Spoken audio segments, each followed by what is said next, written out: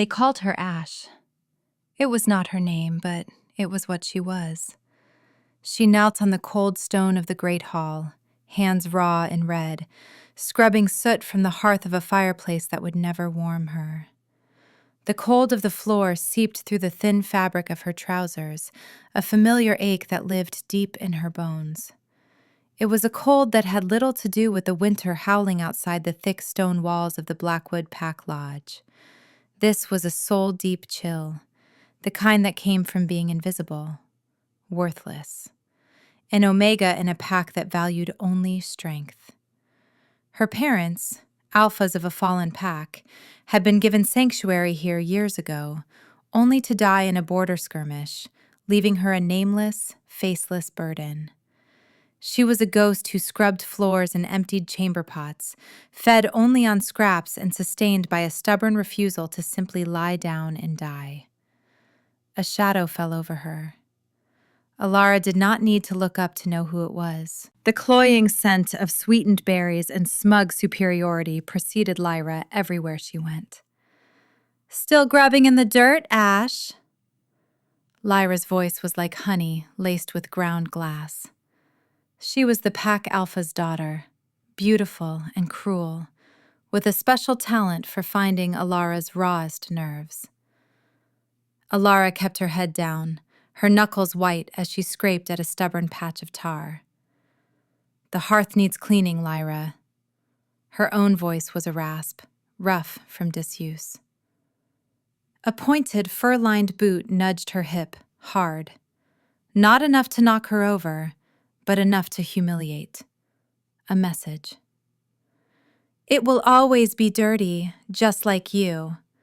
I do not know why Father lets you stay. You are a stain on our pack, a constant reminder of weakness."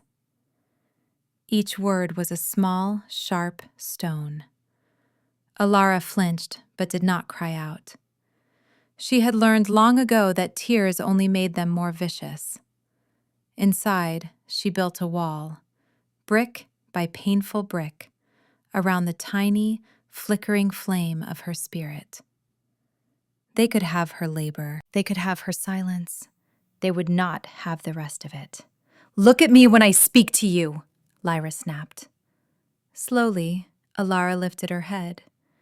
She met Lyra's cold blue eyes and kept her own expression carefully blank. The emptiness in her gaze often unnerved others. It was the look of someone with nothing left to lose. Lyra sneered, her perfect lips twisting. Pathetic. She kicked over Alara's bucket of grimy water. The freezing, sooty liquid washed over Alara's legs, soaking her trousers and stealing what little warmth she possessed. It felt like a cascade of ice water, shocking and sharp. "Clean that up too. And when you are done, the northern battlements need to be cleared of snow. All of them." It was a fool's errand, a task for 10 strong men, not one half-starved girl. The blizzard was growing worse, the wind a physical thing that clawed at the stones. To be out on the battlements in this storm was a death sentence. Lyra knew it. The smile that touched her lips was a thing of chilling satisfaction. Alara simply nodded. "Yes, Lyra." As Lyra swept away, her laughter echoing in the vast empty hall, Alara closed her eyes. The cold from the water was a vicious bite, a promise of the deeper cold to come. Despair, a thick, oily thing, tried to rise in her throat, but she swallowed it down. She would not break, not here, not for them. She would do the task. She would survive. It was the only thing she knew how to do. She gritted her teeth, the sound lost in the growing howl of the wind. She pushed herself up, her joints screaming in protest, and began the impossible task. The cold was her life, but tonight, it felt like it was finally coming to claim her. The wind on the battlements was a predator. It sliced like claws, stealing the breath from her lungs and driving ice crystals into her exposed skin. The snow was already waist-deep in places, a thick, white blanket intent on burying the world. Alara, armed with a single, battered wooden shovel, felt like a frail insect fighting a god. Her worn cloak was useless against the gale. The cold had moved past aching and into a deep, pervasive numbness. Her fingers, wrapped in thin rags, had lost all feeling hours ago. She could barely hold the shovel. Each movement was a monumental effort of will, a battle against the seductive whisper in her mind that urged her to just lie down, to sleep. Why was she doing this? The question echoed with every gust of wind. For a life of servitude? For another bowl of thin gruel? For the right to be mocked and tormented by Lyra and the others? The absurdity of it was a bitter laugh trapped in her frozen chest. But the alternative was to give in, to let them win, to prove Lyra right, that she was worthless, weak, a stain. And some stubborn, infuriating part of her refused. It was the last ember of her parents' legacy, that flicker of alpha pride buried beneath mountains of omega shame. She would not let it be extinguished by a spoiled girl and a winter storm. She drove the shovel into a drift, her muscles screaming. The wood groaned under the strain. A particularly violent gust of wind slammed into her, ripping the shovel from her numb grasp. She watched it spin away into the white chaos, a dark speck swallowed by the storm. Panic, cold and sharp as the ice against her cheeks, pierced through her numbness. Without the shovel, the task was impossible. Staying here was death. But going back meant facing Lyra's wrath, and likely being thrown back out anyway. She had to get down, had to find shelter. The main lodge was too far. Her legs felt like pillars of ice. She stumbled, her body swaying, her vision blurring at the edges. The world was a swirling vortex of white and gray. Then, the stone beneath her feet simply vanished. One moment she was on the battlement, the next she was falling. A scream tore from her throat, stolen by the wind. She had strayed too close to the edge, blinded by the snow. She tumbled down a steep, rocky embankment, her body hitting stones and frozen earth with brutal, jarring impacts. Pain exploded in her shoulder, a sickening crack followed by a wave of fire. She landed in a massive snowdrift at the base of the castle wall, the impact knocking the last of the air from her lungs. For a moment, she knew nothing but a universe of white and a symphony of agony.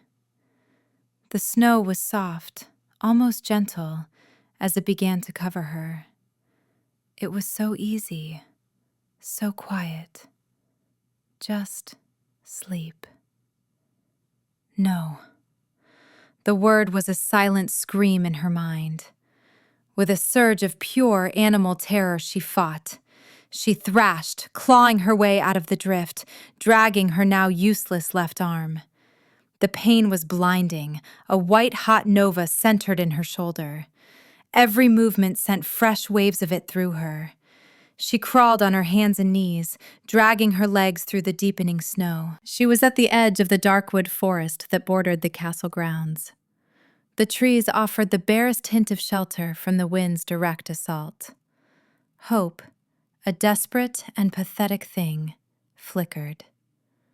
A cave. A hollow, anything. Her senses, heightened by pain and adrenaline, caught something on the wind. It was not just the scent of pine and the coming deep freeze. It was something else, something metallic and sharp. Blood. Driven by a desperate curiosity, she followed the scent.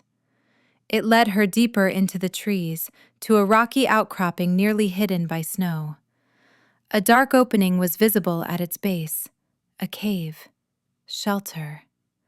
Sobbing with a mixture of relief and agony, she crawled inside, collapsing onto the frozen ground just out of the wind's reach. The sudden silence was deafening. The darkness was absolute. For a long moment, she just lay there, shivering uncontrollably, her teeth chattering. The pain in her shoulder was a living thing, a predator gnawing on her bone. But she was not alone. As her eyes slowly adjusted to the gloom, she saw it. A shape. A massive form slumped against the far wall of the small cave. The scent of blood was overpowering here, thick and cloying. A low sound, a ragged and pained groan reached her ears. Fear, primal and immediate, seized her. A bear? A winter wolf? She had traded a quick death in the snow for a slow one in a predator's den. Her body tensed, ready to scramble back out into the storm. Then, 2 points of light flickered open in the darkness. They were not the flat, cold eyes of a beast. They were eyes that held intelligence and immense, world-weary pain. They glowed with a faint, internal luminescence, the color of molten gold. A voice, deep as thunder and rough with agony, rumbled through the cave, shaking the very air she breathed. "Who are you?" Alara froze, her heart hammering against her ribs like a trapped bird. It was a man. But no man she had ever known had eyes that burned like dying stars. He was enormous, a silhouette of broad shoulders and powerful limbs, even slumped in defeat. His breathing was shallow, punctuated by those pained groans. The coppery stench of blood told her he was grievously injured. She, who had only ever known fear and submission, felt a different instinct rise. It was not pity. It was something older, something she could not name. He was hurt. He was in danger. I fell," she whispered, her voice barely audible. "I was seeking shelter." He tried to shift, to push himself up, but a sharp hiss of pain cut the movement short. "You should not be here. It is not safe." The irony was so bitter it almost made her laugh. Nowhere was safe for her. "Neither is the storm," she countered, her own voice surprising her with its steadiness. Her focus narrowed on his form, on the dark, wet patch staining his side. He was bleeding out. Slowly, painstakingly, she crawled closer. Every inch sent a spike of fire through her dislocated shoulder, but she ignored it, her gaze locked on the wounded stranger. The closer she got, the more potent his presence became. It was an overwhelming aura of power, of ancient forests and mountain storms, of dominance and absolute authority. It should have terrified her. It should have sent her scurrying back into the blizzard. Instead, it called to something deep within her. A dormant, sleeping part of her soul stirred, awakened by his proximity. What was happening to me? She reached the place where he lay. In the faint light filtering into the cave, she could see more now. His clothes were torn, blackened as if by some dark magic. A deep, vicious gash ran along his ribs, pulsing a slow, steady rhythm of blood onto the cave floor. It was a wound that would kill any normal man in minutes. He was clearly not a normal man. "You are dying," she stated, the words simple and true. A low, humorless chuckle rumbled in his chest. "A temporary inconvenience."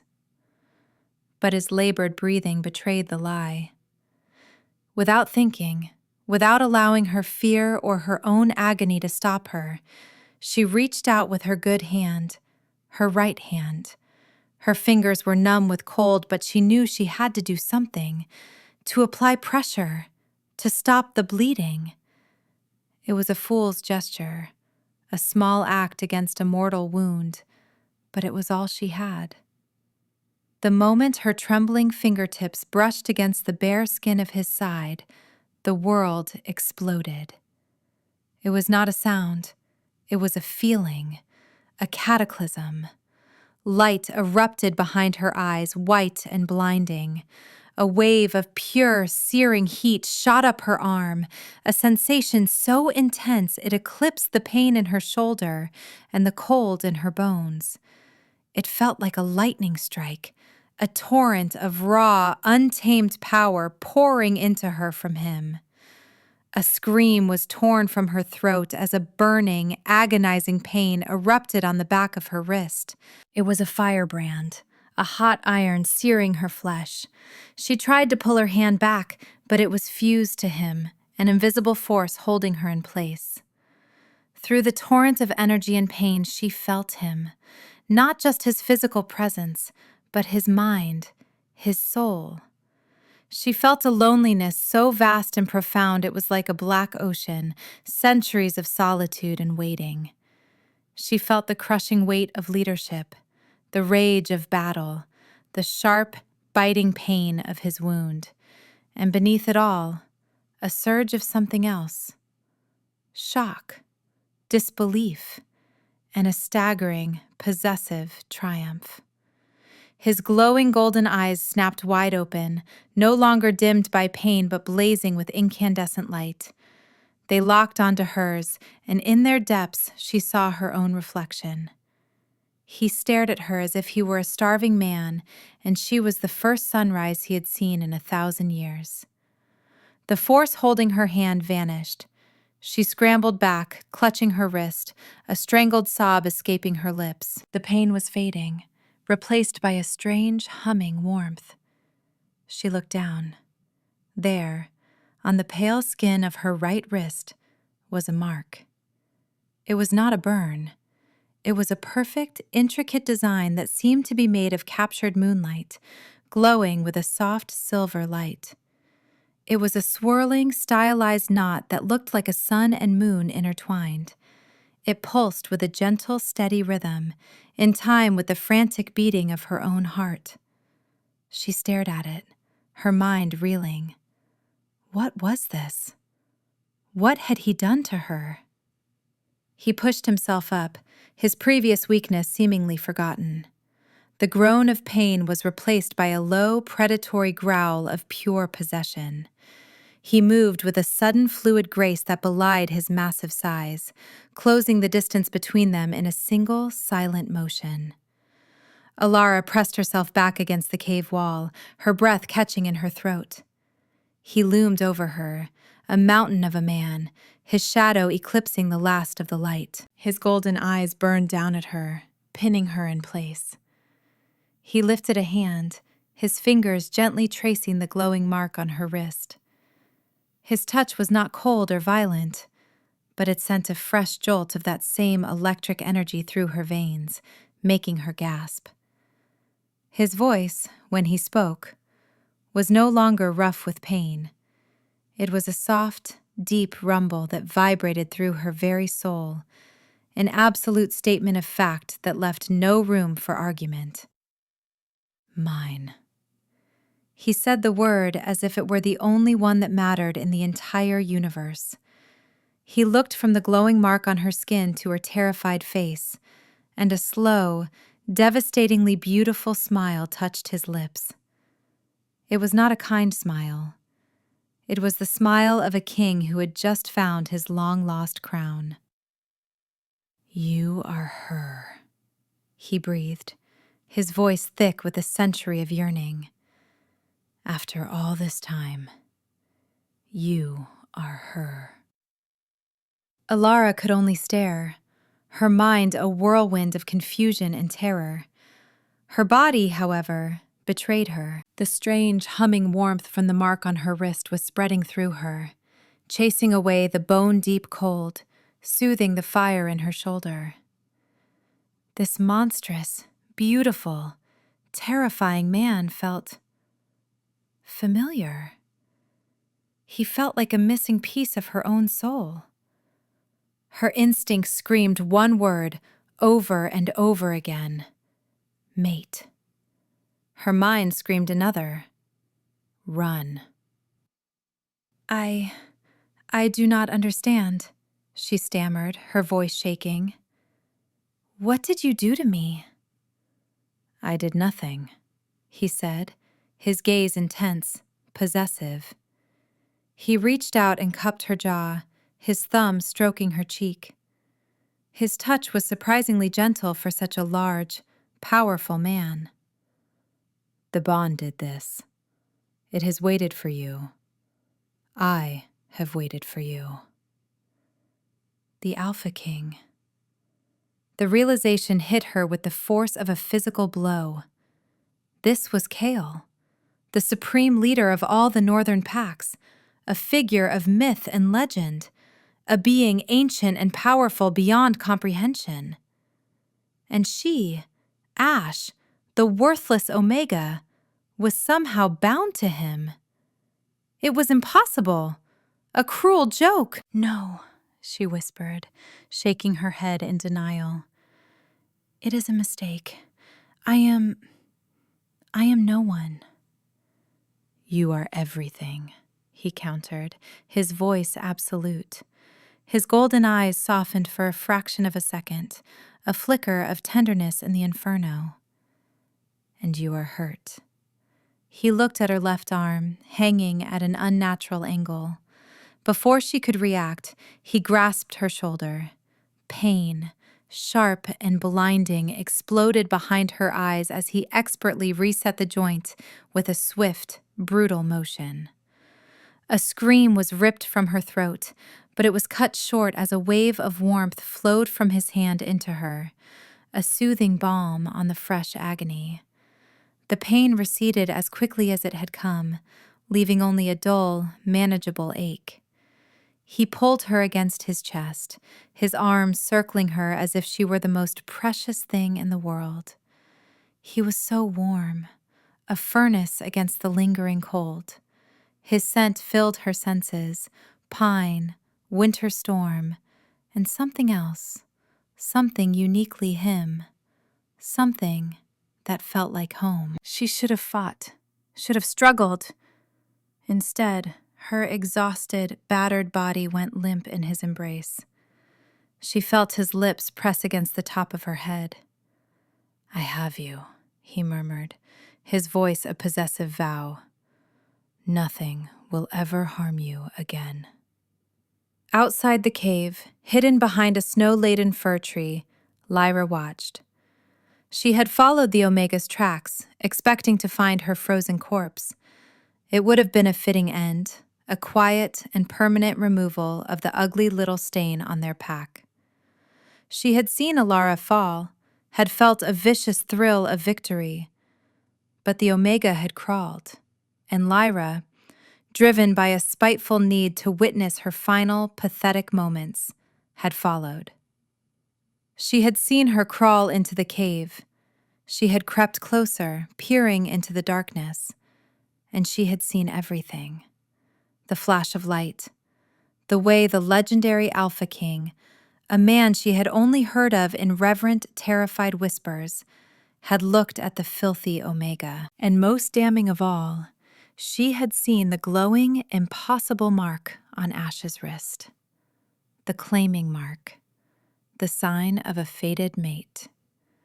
Rage, bitter and acidic, burned in Lyra's throat. Her. That worthless, silent, soot-stained creature was the destined queen of all the packs? The mate to the most powerful alpha to have ever lived? It was an insult, a cosmic injustice. Lyra, with her beauty, her status, her pure alpha bloodline, she was the one who deserved such a fate. Not this nothing. But beneath the rage, a sly, calculating cunning took hold. This was not just an insult. It was an opportunity.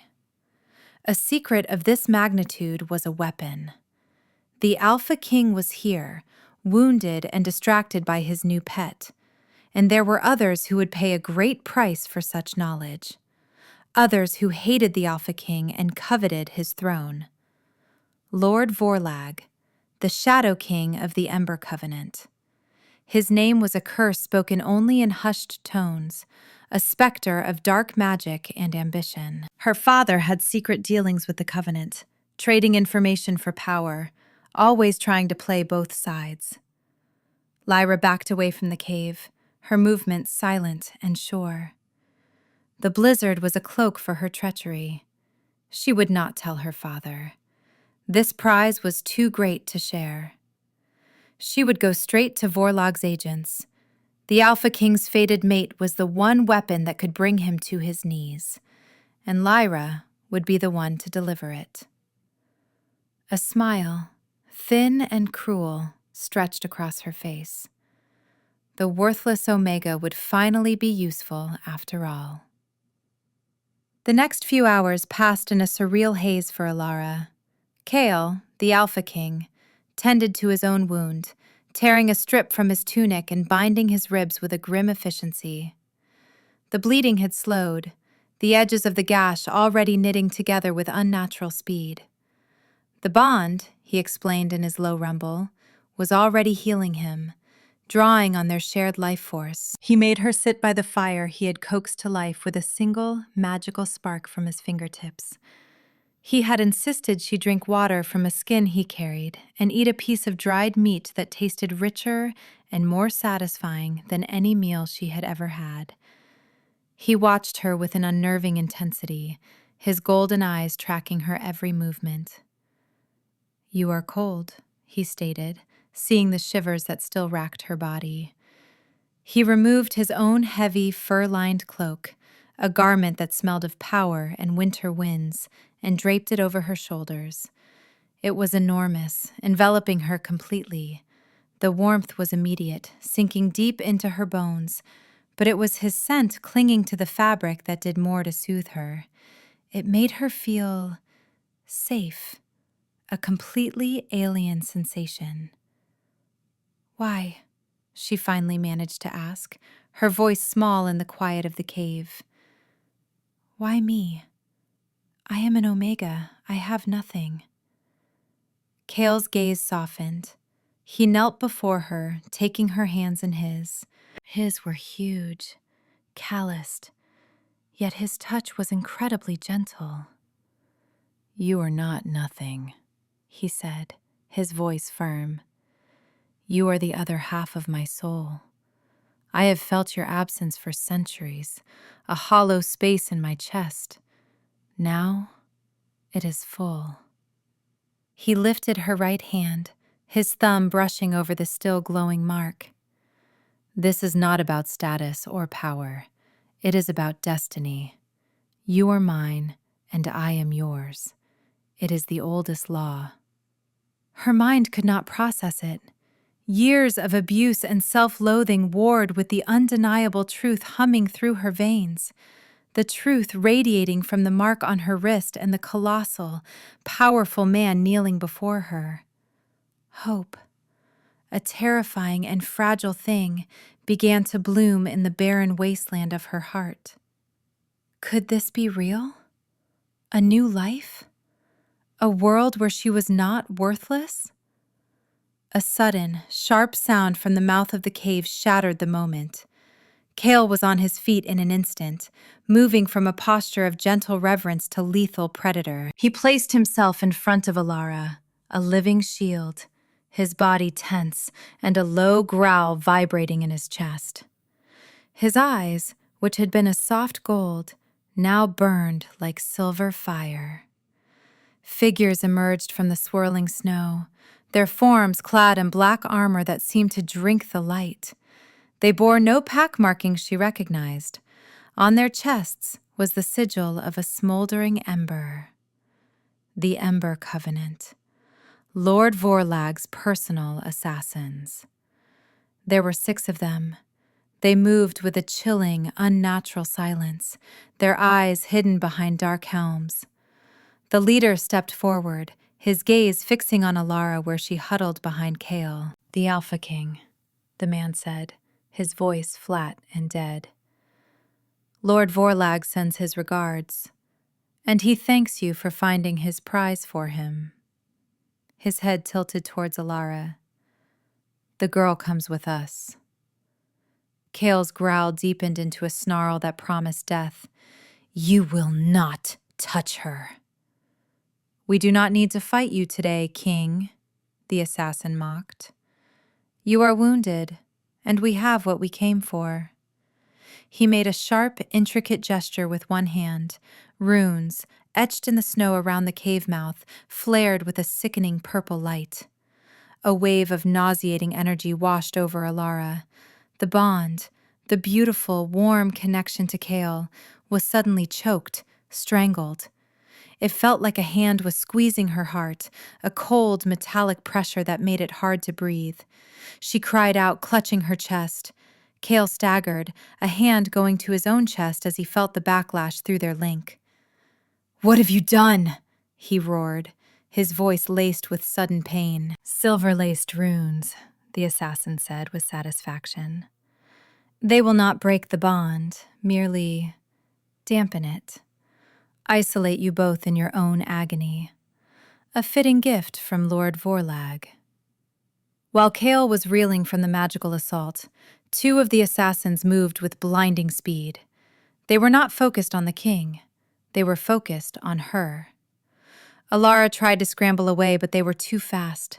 One grabbed her arms, his grip like iron. Another pressed a cloth over her mouth and nose.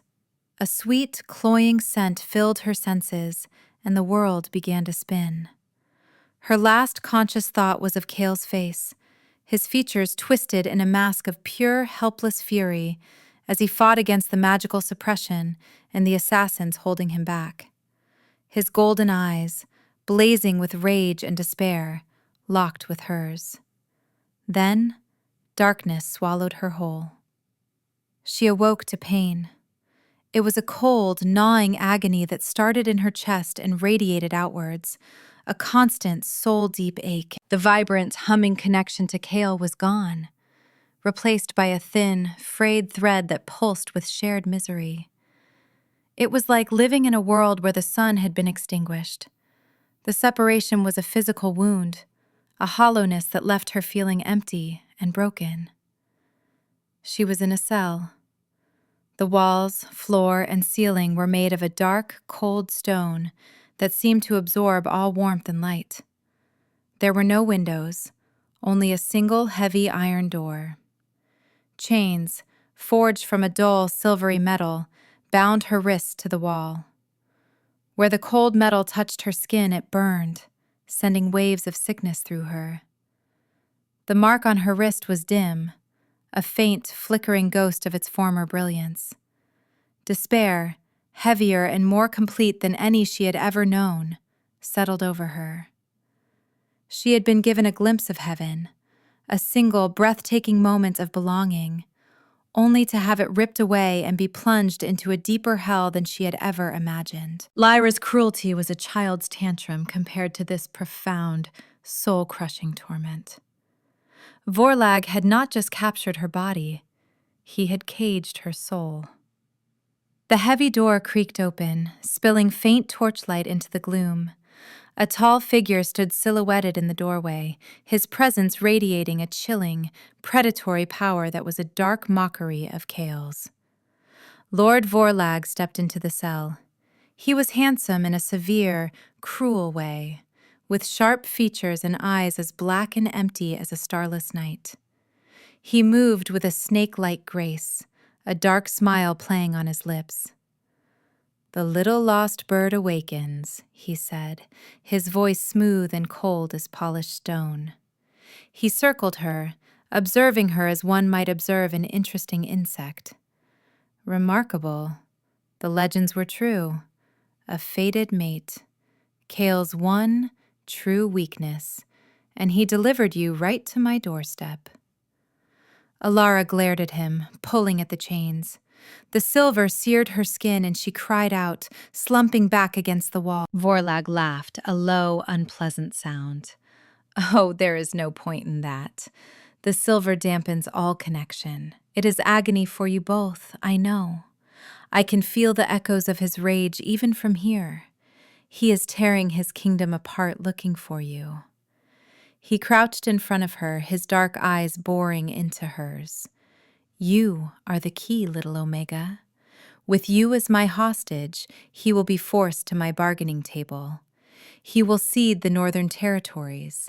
He will surrender the Sunstone. He will dismantle his council. And when he is weakened, broken by his concern for you, I will strike. I will kill him and take his throne. He will never surrender to you, Alara spat, the words raw with a hatred that surprised her. Vorlag's smile widened. Oh, he will. To save you, the great Alpha King will do anything. That is the flaw in a soul bond. It creates a love so absolute it becomes a vulnerability. A vulnerability I will exploit to its fullest. He stood, brushing dust from his immaculate black tunic. In 3 days, during the eclipse, I will begin the ritual of severance, he continued, his tone conversational. A nasty bit of old magic. It will not just break your bond, it will shatter it. The backlash will cripple him, leave him a mindless, powerless shell. And you, he looked down at her with cold disdain, you will simply cease to matter. A vessel, emptied. But before then, I am sure he will come to his senses. He turned and left, the door slamming shut behind him, plunging her back into darkness and despair. 3 days. 3 days until he destroyed Kale, using her as the weapon. The pain of the severed bond was nothing compared to the agony of that thought. She had been his for only a few hours, but the thought of him being hurt, of his power being broken because of her, was unbearable, worthless. The word echoed in her mind, Lyra's voice now joined by Vorlag's. She was a weakness, a liability. Her existence was a threat to the one person who had ever looked at her and seen something of value. Tears of pure despair streamed down her face. She slumped in her chains, the cold of the stone and the silver seeping into her, freezing her from the inside out. This was it. This was her purpose. To be a tool for the destruction of the only good thing she had ever known. She closed her eyes, letting the darkness and the pain consume her. She was so tired of fighting. But then, through the crushing weight of her despair, she felt it. A flicker. A tiny, distant spark in the void where their bond used to be. It was faint, almost imperceptible, a single pinprick of light in an ocean of black. Kale. She focused on it, pouring all her will, all her desperation into that single point of connection. It was like screaming into a hurricane, but she did not stop. She pushed her consciousness along that frayed, painful thread. Kale. The name was a silent thought, a desperate prayer. For a long moment there was nothing. Then, an answer. It was not a voice, but a feeling. A wave of incandescent rage, of ferocious determination, and beneath it all, a current of unwavering love. It washed over her, a phantom warmth against the encroaching cold.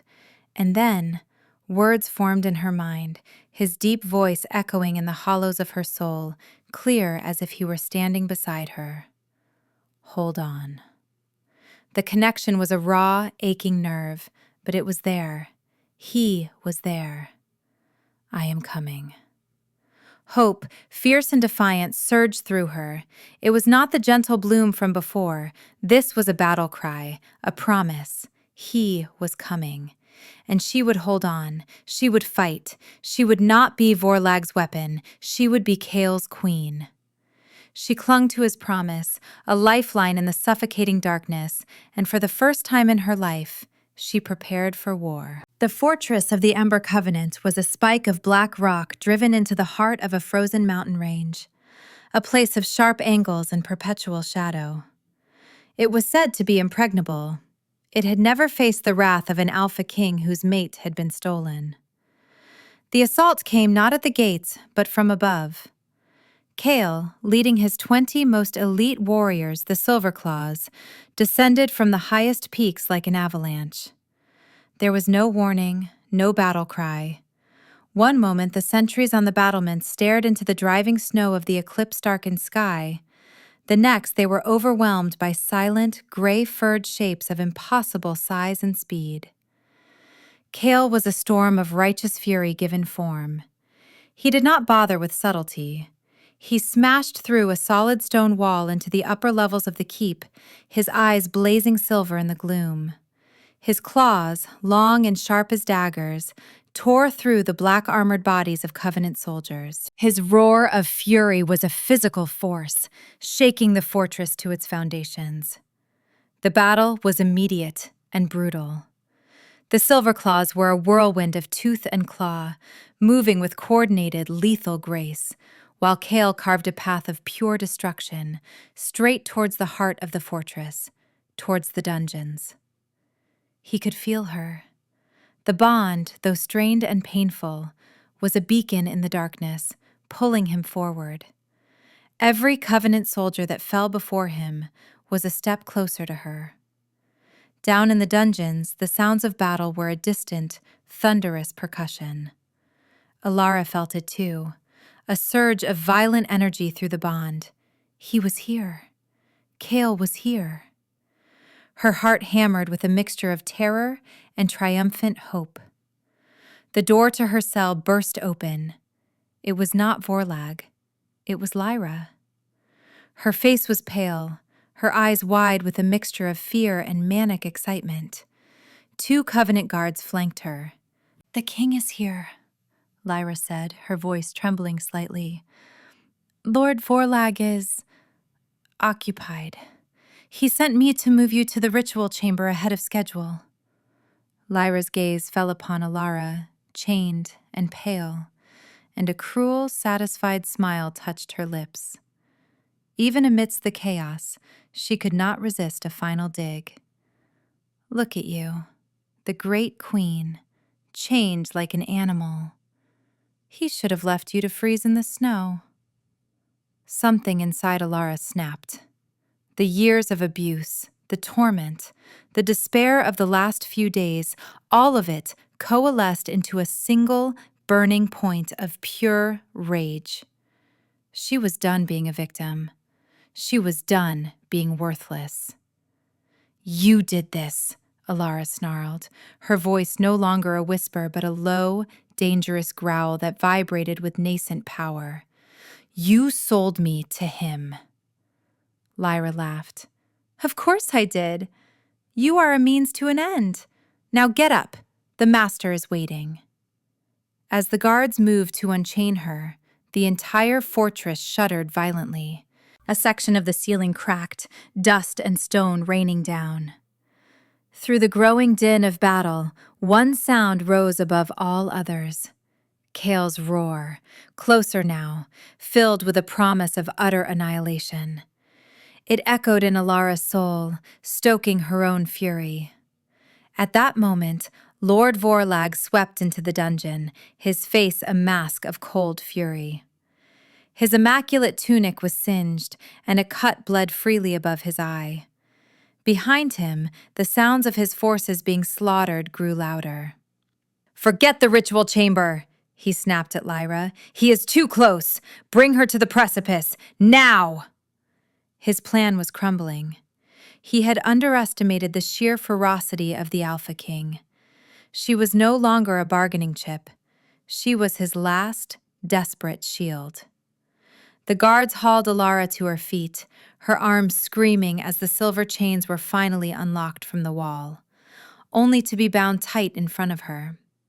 They dragged her through winding corridors, the sounds of battle growing deafeningly loud. They burst out onto a narrow, windswept ledge overlooking a chasm of terrifying depth. The eclipse was nearly total, casting the world in an eerie twilight. They were not alone. Kale stood at the other end of the ledge, a terrifying figure of primal rage. His fur was matted with blood, none of it his own, and his silver eyes were fixed on Vorlag with an expression of pure murder. His silver claws were engaging the last of the Covenant guard on the ramparts behind him. "Vorlag!" Kale's voice was a crack of thunder. "Let her go!" Vorlag laughed, a high, unhinged sound. He held a black, jagged dagger to Alara's throat. The cold metal pressed against her skin. "One more step, King, and your precious mate plunges into the abyss. All this is for nothing." Kale froze, his body trembling with the effort of holding himself back. The agony and helplessness in his eyes were a mirror of what Alara felt. He was trapped. Because of her. "This is your fault," Vorlag hissed in her ear. "Your weakness has undone him." No. The word was a silent volcano in her soul. She looked at Kale, at the magnificent, powerful being brought to a standstill by his love for her. She saw the torment in his eyes, and her rage transformed. It became something new, something pure and incandescent. It was the protective fury of a mate for her chosen, the rage of a queen for her king. The feeling of worthlessness, the years of shame, burned away in that fire, leaving behind only a core of absolute, unyielding strength. She was not his weakness. She was his mate. As Vorlag tightened his grip, preparing to use her, something deep within her finally broke free. The dormant power, the hidden wellspring of life and light she never knew she possessed, surged upwards. It was not a thought. It was an instinct. A wave of brilliant, blinding white light erupted from her body. It was not hot, but it was overwhelmingly powerful. It felt like the birth of a star, a raw, elemental force of creation and life. The light slammed into Vorlag, who screamed as if burned, his dark magic dissolving in its pure radiance. He stumbled back, his grip on her broken. The silver chains binding her wrists melted into slag, freeing her hands. The light washed over Kael and his warriors, and where it touched, wounds knitted shut. Exhaustion vanished, and strength surged anew. It washed over the ledge, over the fortress, a cleansing fire that sent the remaining Covenant soldiers reeling in agony, their dark energies shattered by its purity. Alara stood untethered, bathed in the soft white glow that emanated from her. The mark on her wrist blazed with the light of 1,000 moons. Her hair, once dull and lifeless, seemed to shimmer with captured starlight. She felt a power humming in her veins she could not comprehend, a connection to the very life force of the world. She was no longer Ash. She was not just Alara. She was something more. Vorlag stared at her, his face a mask of disbelief and terror. What are you?" She met his gaze, her own eyes, once timid and downcast, now glowing with a soft silver light that matched Kale's.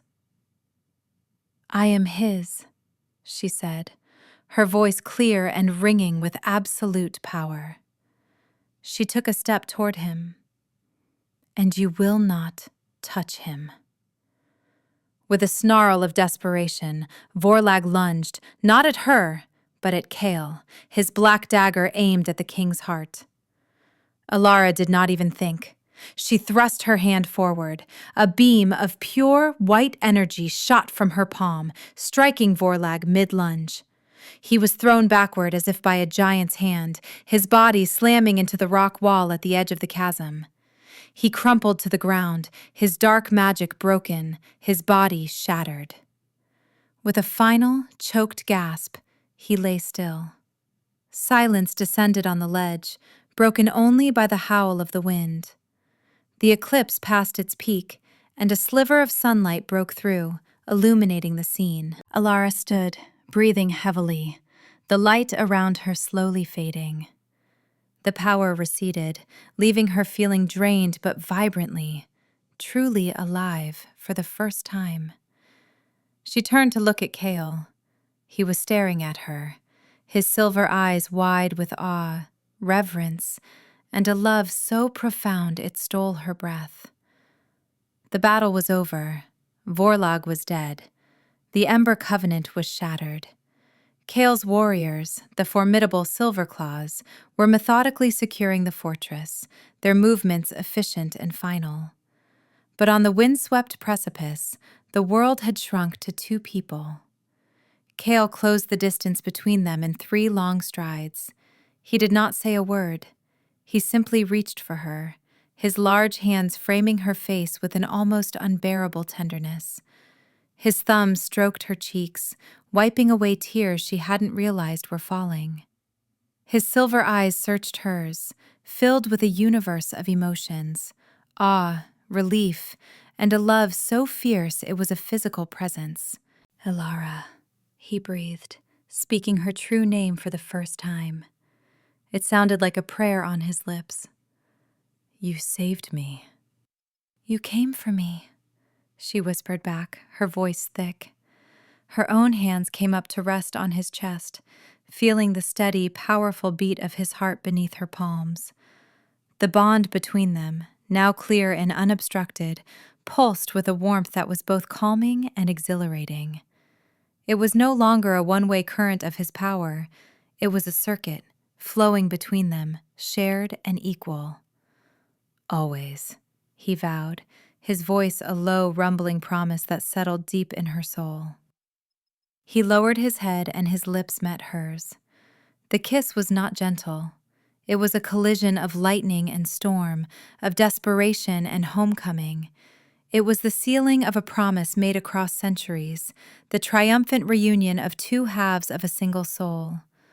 All the pain, all the fear, all the years of loneliness and despair were burned away in the fire of that kiss. In his arms, she was not an omega, not a servant, not a weakness. She was a queen. She was his. When he finally pulled back, he rested his forehead against hers. He took her right hand, lifting it to his lips and pressing a reverent kiss to the glowing mark on her wrist. "You are my queen," he murmured against her skin. As he spoke the words, the mark on her wrist flared with a brilliant silver-white light. At the same time, Kale let out a sharp, indrawn breath. He looked down at his own hand, which was covering hers. A new light was glowing there, shining through his skin. He slowly moved his hand. There, on the back of his own powerful wrist, was a new mark, a mirror image of hers. Where her mark was like captured moonlight, his was like captured dawn, a swirling knot of soft, golden light. The bond was complete. She had not just been claimed, she had claimed him in return. A slow, genuine smile, the first of her life, spread across Elara's face. The last vestiges of doubt, the final echoes of worthlessness, dissolved into nothing. She looked at the matching marks, at the powerful alpha king who was her mate, and she finally understood. She was not nothing. She was everything he had ever waited for. Weeks later, Elara stood on the great balcony of the Alpha King's citadel, the heart of the northern Pax. It was a place of breathtaking beauty, carved from a mountain of white stone that seemed to touch the sky. Below, in the vast courtyard, thousands of shifters from every allied pack were gathered. She was no longer in the rags of a servant. She wore a gown of deep blue that shimmered like a twilight sky, her hair braided with silver threads. Kale's heavy fur cloak was draped over her shoulders, a familiar weight of warmth and protection. Kale stood beside her, his hand resting possessively on the small of her back. He was dressed in the ceremonial armor of the Alpha King, all polished silver and dark fur. But his eyes were only for her. He stepped forward to address the crowd, his voice booming across the courtyard, imbued with an authority that commanded absolute silence and respect. "People of the North," he began. "For centuries our packs have stood strong. We have faced the darkness of men and the fury of winter. But we have been incomplete. I have been incomplete." He turned and held his hand out to Alara. She took it, her heart thumping a steady, confident rhythm. She stepped forward to stand beside him, meeting the thousands of curious, awestruck gazes without flinching. Kale raised their joined hands, displaying their matching glowing marks for all to see. A collective gasp rippled through the crowd. "The long wait is over," Kale declared, his voice ringing with pride and joy. "The legends are true. I present to you Alara of the Sunstone lineage, first of her name." He paused, his gaze sweeping over the crowd before landing back on her, his golden eyes soft with love. "My fated mate, your queen." A moment of stunned silence, and then the courtyard erupted. A deafening roar of approval, of joyous howls and thunderous applause, rose up to meet them. It was a wave of acceptance, of welcome, of reverence. They were not just cheering for their king, they were cheering for her. Alara looked out at the sea of faces, at the powerful wolves and bears and great cats of the north, all looking up at her with respect. She felt Kale's arm slide around her waist, pulling her securely against his side. He leaned down, his lips brushing her ear. "Welcome home," he murmured, his voice for her alone. Tears welled in her eyes, but for the first time in her life, they were tears of pure, unadulterated joy. The cold was finally gone. Banished forever by the warmth of his love and the fierce, bright sun of her own power. She was home. She was loved. She was seen. She, the girl they once called Ash, had risen from the soot and despair to find her throne, not beside a king, but within herself, finally and forever whole. And as she smiled, a true, radiant smile that felt like a sunrise, she knew this was not an ending. It was the beginning of everything.